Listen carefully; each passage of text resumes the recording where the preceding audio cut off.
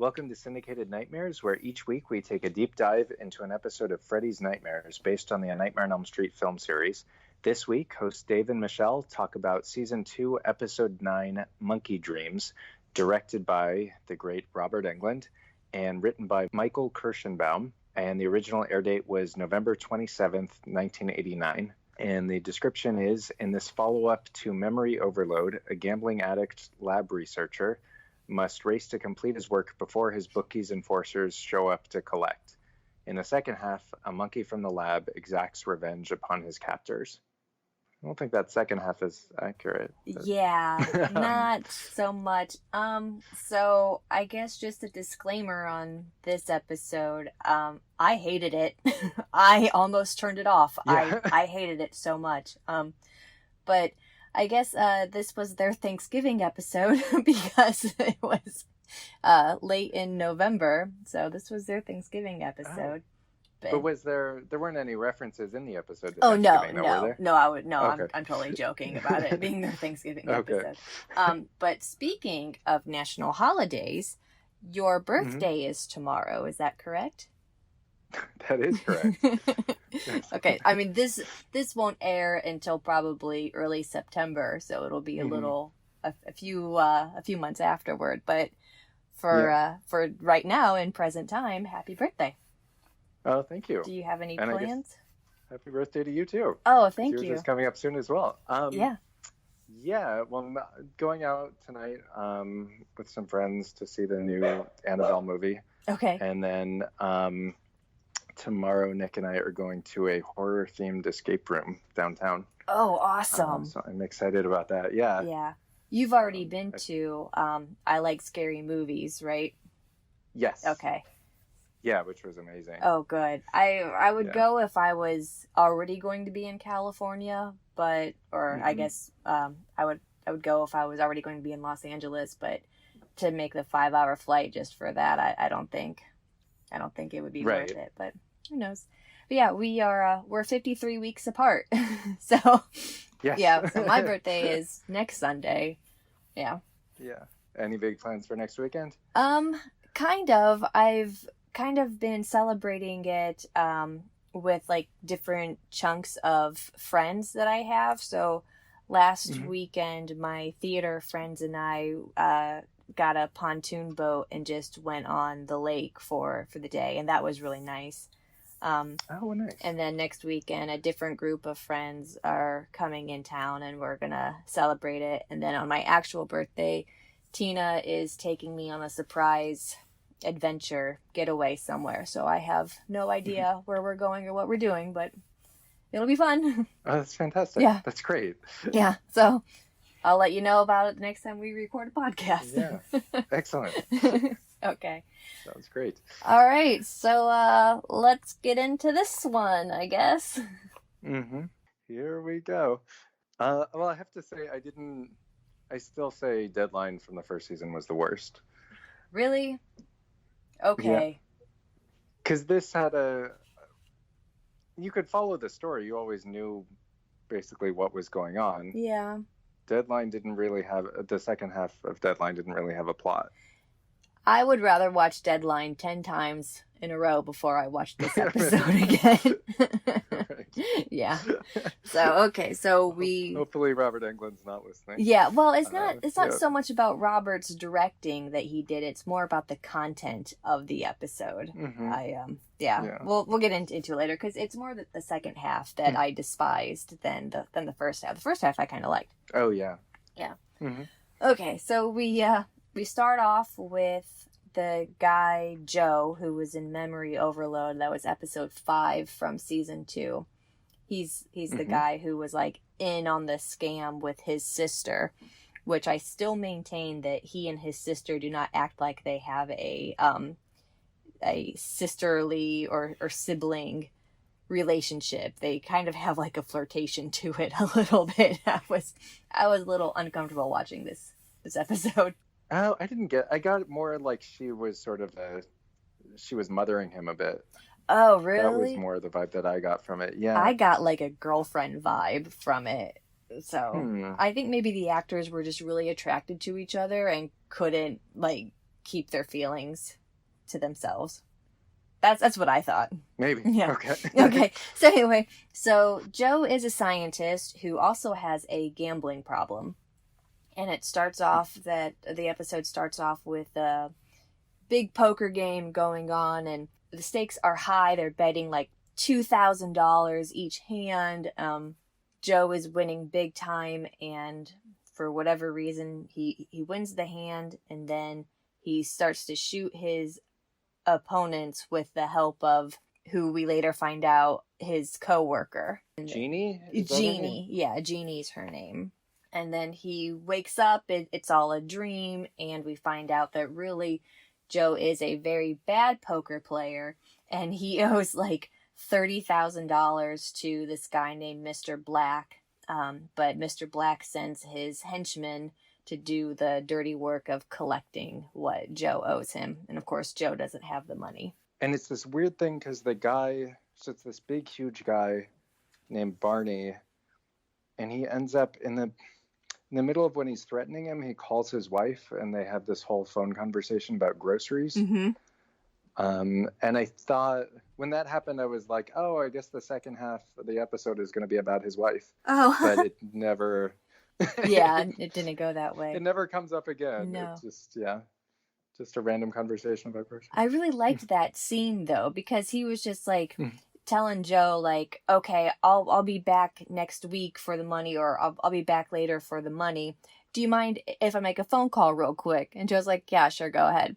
So he calls his girlfriend or his wife, and like you said, they're talking about like what they're going to have for dinner, and then it goes into groceries, and he's like, okay, I'll be back later, or I'll be home later. And then he turns to Joe and like goes to strangle him. And it was just like, he was trying to be all tough and everything, takes a quick time out to call his wife, who probably has bitched at him many times for being late for dinner. And he's like, oh man, I don't want to hear her again. So I don't know. I thought that part was hysterical. Yeah. No, it was cute. I just thought it was, going to lead to something else. But yeah, that's all we get of Barney and his wife's relationship. Yeah. So it shows that he's like an attentive husband. He's courteous in some ways. So Barney strangles Joe, and then Joe's like, okay, I'll get you the money, whatever. And then his sister shows up, and this is where I wrote that they don't act like siblings. I thought at first that was his girlfriend, just the way that they were acting around each other, but I somehow missed that. Okay. I'll take your word for it, though. Yeah, and then it like cuts to Freddy, and I would think that with Robert Englund directing, it's like, oh, I can do anything I want as Freddy. But the interstitial things, Freddy didn't really do much. He just, in this one, he's just on the ground, and he says, the stakes have been raised. Joe can't get by me without getting slashed. And that's it. And maybe because he was directing this episode, he was like, I'm just going to do something real quick. But I think we learned from Nick Strawn that Robert Englund would do all of his Freddy stuff like in 2 days. They would just like do one episode after the other. So maybe it didn't matter that he was directing this episode. Oh, that's true. Maybe he didn't have directorial control over those segments. Yeah. So, Freddy's talking about the stakes being raised, and then we cut back to Joe, and he's at work as a scientist, and he's trying to sell off his possessions to pay off his debt. So he's like calling to see how much his car is worth, stuff like that. And I learned in my vice and organized crime classes, I learned that the mob or whoever, if you owe them money, so like, let's say you owe them $30,000 and your friend owes them $100,000. You are more likely to get killed owing them $30,000 to scare the person who owes them $100,000, because that's a bigger payout than your $30,000.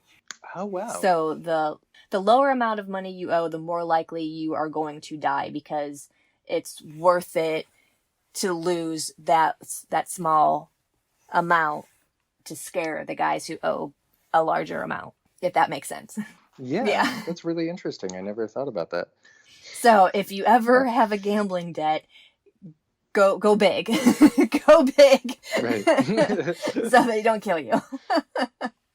Oh, yeah, I'm like, when I go to a casino, I will spend like $20 at the most. Oh yeah. I'm not a gambler at all. I'm not a gambler either because I always lose it. Like I have the worst luck. So yeah, I'm like, oh, I spent my $20. I'm done. And then that's it. Yeah, exactly. Or I'll be ahead by $5 and I'll be like, I'm out. I'm good. Oh, see, you are better than me. Like I'll play with my $20, and if I lose it, okay, no big deal. But if I'm winning, I won't stop until I reach to like $100, and then I'll pull out. Okay. Yeah. I don't. Yeah. I've never made it close to $100. Oh, the most I've won is like $200, but I play the oh, nice. I play the penny slots. So Phil works in this university research lab, and he's got this coworker named Phil who he was playing cards against in the opening sequence. Oh, I didn't notice that. Oh, cool. Okay. Oh yeah, Phil was the other gambler at the beginning. And they're all, I guess the big thing they keep talking about is grant money, that it's all about who can get grant money for their projects. And Phil is the superstar who's got all these grants coming in for cancer research. And Joe has a grant I wrote down, he has a grant to decipher signals from the Voyager space probe. And so he's studying this, noise that's coming in from the space probe. And there's also a monkey around because it's space research / cancer research / animal research all in this same lab. Yeah, their animal research in this half is to determine if monkeys can learn language and learn how to communicate. And I like we see Phil in his lab, and the screen, his computer is getting the transmission, and it says on the screen random space noise, which doesn't seem very technical, but no. No, not at all. And then he falls asleep and he wakes up, and there's this transmission coming in saying, we have studied Earth, ready for contact, and this sort of green globe appears flying around, like he's suddenly connected with the aliens. Yeah. And he follows it. It like goes out of the room, and he like opens the door to follow it. And was that supposed to be Barney, the tough guy from the beginning? I think it was, yeah. Okay, because he looked like 3 feet tall when it was like this really short version of Barney. Yeah, it was. Okay, it was weird. Yeah, I don't know what was supposed to happen. But yeah, he dreams about aliens, and it gets ends up encountering the guy who's going to beat him up. So he wakes up. So obviously it was just a dream. Jeannie is the one who wakes him up, and he's disappointed that he dreamt about alien communication. But then his sister stops by, and she lectures him on money, and basically says, like, I can't enable you anymore. I'm not going to give you money. Like, she's pretty much kicking him out of her life because she can't stand the stress of what his gambling problem has brought onto her. And then she brings up a old tale that their father used to tell them about monkey dreams. And it's where a monkey had everything, but still wanted to be king. And then he lost everything. So, which that kind of in biblical stories reminds me of King Midas, where everything that he touched turned to gold. And then he goes to hug his daughter, and she turns to gold, and he realizes, like, monetary things aren't worth more than love and family, all that. So that's what that story kind of reminded me of. And I tried to look it up to see if that's like if the monkey's dream is like a real story people tell, but I could not find anything on it. I think they just made that up for this episode. Oh, well, cool though. I'm glad you looked it up, because I just took that at face value. Okay. Yeah. So I'm glad to know that it's a complete crock. Okay. Or maybe it's just obscure enough to not exist on the internet, but yeah. I could not find anything. So the sister wants him to stop because she can't support him anymore, and he tries to like change her mind, and he's like, oh, I'll change, I'll stop, and she isn't falling for it. And just as she's about to leave, his little transmission thing picks up language or something from aliens, maybe, and she kind of looks at him with like this pity, but then she stays to help him decipher whatever code the aliens are sending him. And she's, I guess, Millie is a computer expert as well, which I guess ties in with the last episode. Yeah, but didn't they work at a credit union? Or like they worked at like a credit card company something. Yeah.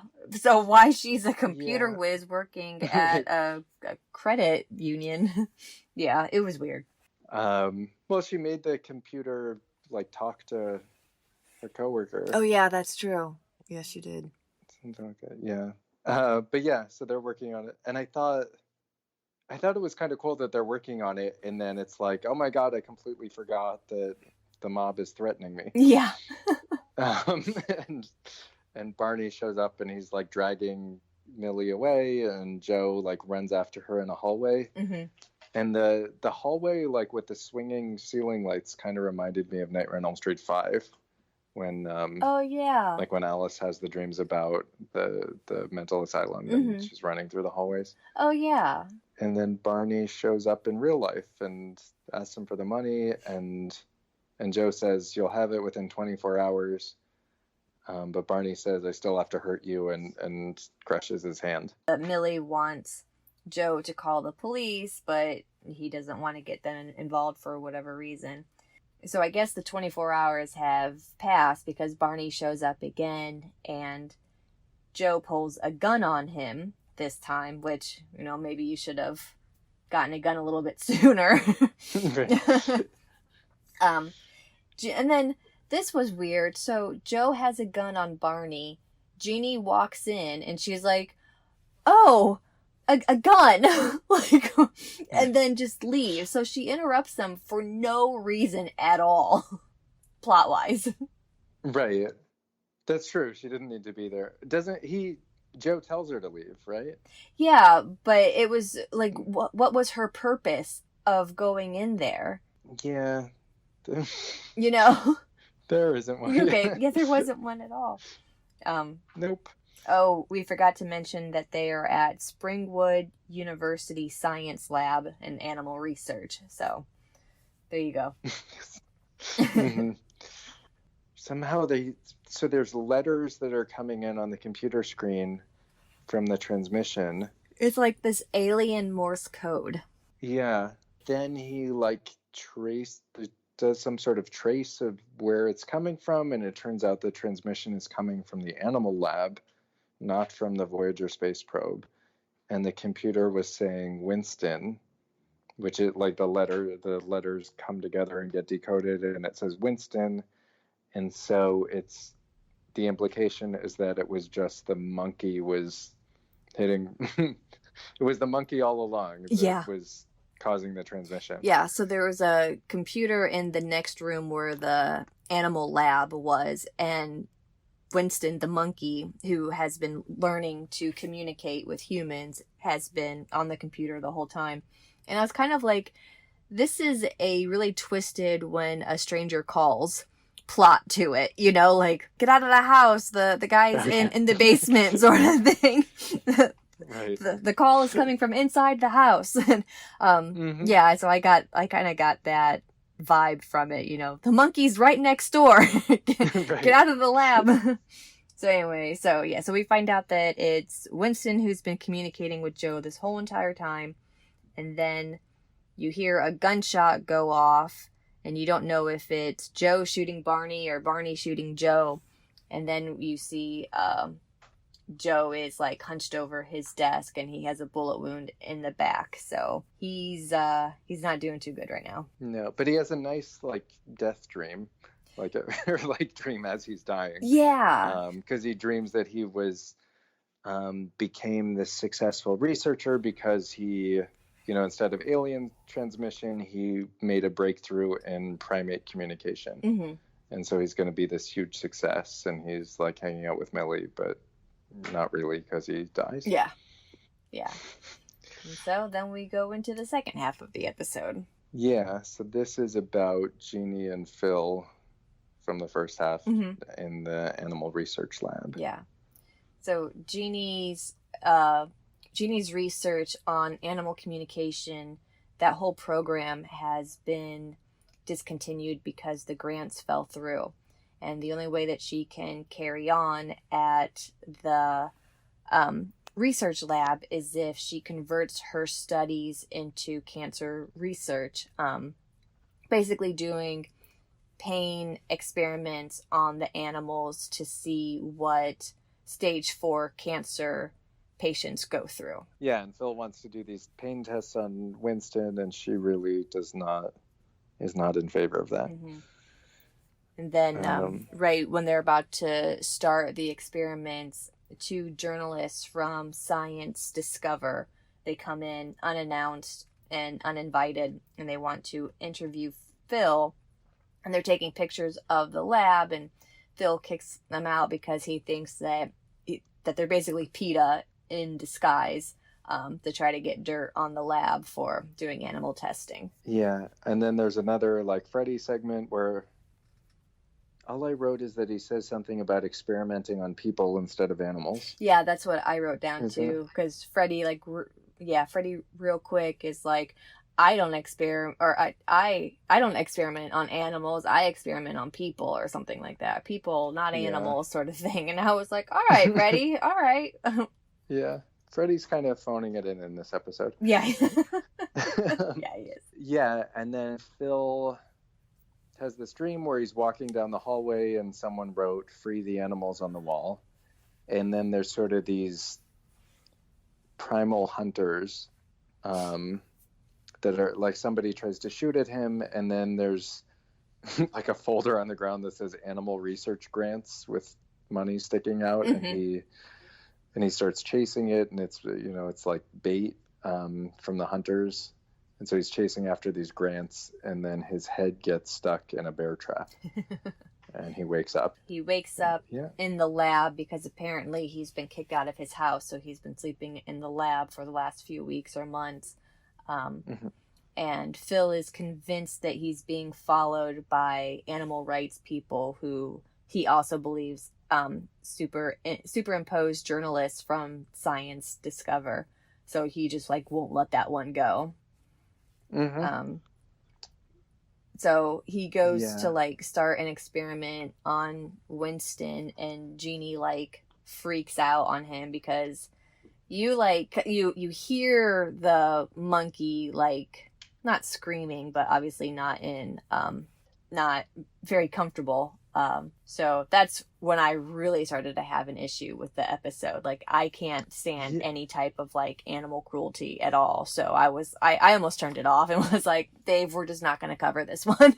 Yeah, it was I wrote in my notes, it was hard to watch because it looks like they're I hope they didn't, because it really looks like they're actually torturing that monkey. That monkey is screaming in pain. Yeah. So I hope there was a monkey handler on set. I actually watched the end credits all the way through to see if they put a disclaimer on monkey handler or no animals were harmed in this episode, but it was the late 80s, so I don't think they had that kind of stuff. They didn't have to do that kind of stuff. So I hope, with knowing Robert Englund and hearing how gentle and kind he is, that he would step in and be like, we're not actually hurting this monkey on set, Right. So maybe that's something to ask him at a convention, hey, did you actually torture a monkey? Yeah. Yeah. So I really hope that they didn't. I'm going to give them the benefit of the doubt and say that they did not, and the monkey is just a really great actor and had a great handler, and maybe they added the monkey screams in post. I don't know. But Jeannie is just as upset about it as we are. And she's leaving, and the guy, his name is Bob, who was there before as a reporter, it turns out Phil was right about him. Bob is an animal rights activist. And he's and he's talking to Jeannie like, I want to stop this and I want your help. And then, and meanwhile, Phil figures it out, that the magazine is fake, and somehow he gets his friend to fax him pictures of Bob. Yeah, like his arrest report or something like that. Yeah, that's what he gets. And so Phil is back at the lab, and he has this sexy dream about Jeannie where he goes to her house, and he wants her to come back to the lab, so he like brings flowers or something, and she's like all sexy and wearing like black lingerie, and she's like, "Oh, I'm so glad you're here," and they like start making out, and then out of her kitchen or somewhere, these two guys come out, and they're kind of dressed in like Tarzan outfits. And they hold Phil down like they're going to do an experiment on him, and then Jeannie turns into like not Catwoman, but kind of like Leopard Woman, where she like right. like like a Thundercat. Yeah, I'm trying to think of her name, Shatara, something like that. Oh yeah. Yeah, looks exactly like her from Thundercats. And so then she goes in full attack mode on Phil, and she's like, "Oh, we're just gonna start on level 1 torture for you," because apparently that's like the level that they started Winston on. And then Phil wakes up in the lab where he's been sleeping and gets all upset and starts like smashing things up and aggravating the monkey. Mm-hmm. Again, this poor monkey. Mm-hmm. And then I don't know if he like planned this out from the start and that's why he did it, or if he decided to do this afterwards, but he blames the activists for smashing up the lab. I think he purposely trashed the lab so he could blame it on the animal activists, and then that would prove to Jeannie that they weren't good people to be like associated with. Oh, okay. Got it. Yeah. And then it works. Mm-hmm. So she apologizes to him after that. Yeah. And so they meet and they like go for a walk around the neighborhood, and they talk about the break-in and his dreams, and Jeannie thinks that maybe he identifies with the animals being tested on, and Jeannie wants to come back to work, and Phil's like, "Yeah, sure, okay." Yeah. Because Jeannie thinks she can win him over and make him stop torturing animals. Oh yeah. So then he has this other dream. So apparently, they started torturing Winston with level 1, but apparently level 5 is like the highest level where it kills you. Mm-hmm. And he has this dream that these, I just kept calling them the hunters, like the savages, whatever they are, uh-huh. that they're doing level 5 on him, and they like tie him down for electroshock therapy. Mm-hmm. But he's woken up by the phone, and it's the cop calling him to say that the animal activists have been arrested. And so then Phil goes over to Winston in his cage. He's about to like start his level 5 torture on him, unless Winston starts like talking to him or communicating with him. So he's like, okay, so tomorrow's the big level 5 day, unless you show me that you have like the previous program of you learning how to talk and communicate. Like, unless you start doing that, I'm gonna level 5 you. And then Winston says, I think he says friend. Mm-hmm. And that totally wins over Phil, and Phil says you should be free. So but we're seeing it from Winston's. We're looking at Phil from Winston's point of view. Mm-hmm. So in the morning, Jeannie comes to the lab, and she like wants to take Winston with her, and Phil's like basically tells her that it's pointless, because if she takes Winston, they're just going to get a replacement chimp, and then if she comes to take that chimp, they're just going to get another one and then another one, and so it's pointless. Like, she's never going to be able to stop this. And Phil's kind of right in that regard, but it still doesn't make it okay. And so then Jeannie sees that Phil has plans to level 5 test on Winston, and she tries to stop him, but he has her arrested. Yeah. And then the twist is that, and we're supposed to think it's Phil's dream, and he's going to wake up with a change of heart. But he says that he mentions to Jeannie that he like slept great and didn't have a dream last night. And the whole like Winston talking and him saying that you should be free, it was Winston's dream, the monkey, not Phil's. So yeah.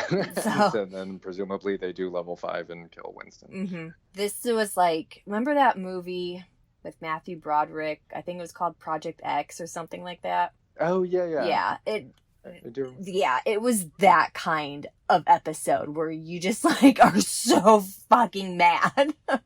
Right. Yeah. Oh, that movie was so sad. It is very sad. Yeah.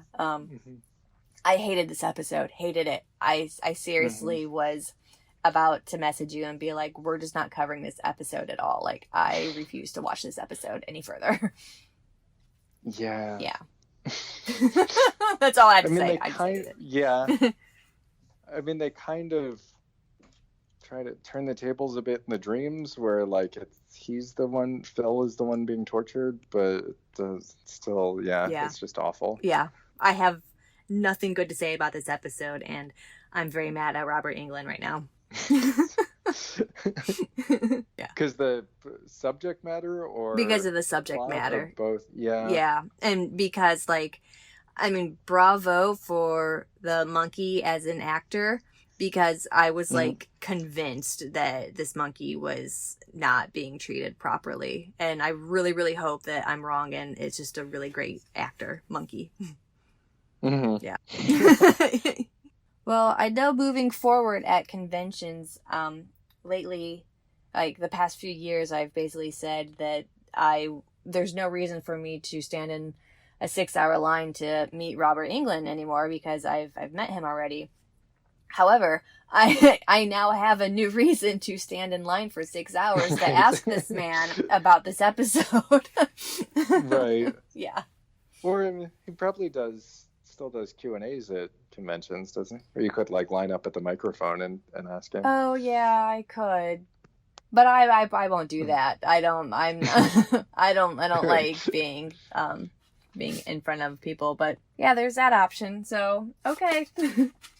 I give this a negative 5,000 out of 10. But did you like the first half? The first half I kind of liked, yeah. Once you like bring animals being hurt into something, nope, can't do it. Yeah, it was just really uncomfortable to watch, and the twist at the end was not.